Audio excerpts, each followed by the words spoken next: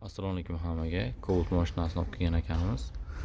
Mashinaga oyna ko'targich blok signalist o'rnatilgan ekan. Hozir oyna ko'tarmayapti deb aytdi. Buni ochdik.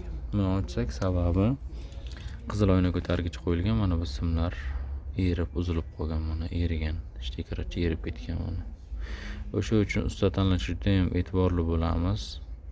Arzimagan narsa mashinada yonib kelishiga olib keladi. Chunki biz ustalar kuzatayotgan bo'lsa, YouTube tarmog'ida ko'proq ustalarimiz ham bor.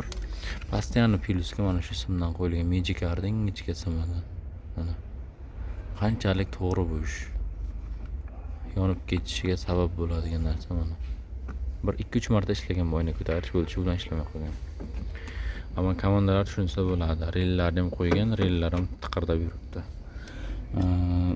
Biz hozir o'zimizda mana bu invest blokdan qo'yaveramiz. Bu zo'r ishlaydi, hech qanaqa muammo qilmayapti shu paytgacha. Endi muammo bo'ladi, bora-bora qachonlardir endi permichkasi uzilishi mumkin, lekin yong'in holat kelib chiqmay to'g'ri uстановka bo'lsa, o'sha uchun usta tanlashda adashmaysizlar, sifatli qildirish kerak. Даже oyna ko'targich haydab ketgan payt qulflasa, oyna ko'tarib ketmaslik funksiyalarini ham ulanmagan.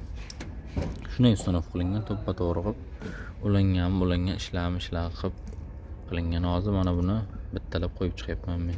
Izolentalab, akkuratni qilib, hamma tomonni ulab, avrellarni ham optalab, bu yerga akkuratni qilib payat bilan qo'yiladi. Hech qanaqa shtiker qo'yilmaydi.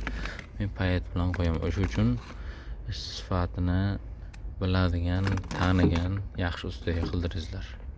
E'tibor uchun hammaga rahmat. Kanalimizga obuna bo'lib qo'yingizlar. E'tibor uchun hammaga rahmat.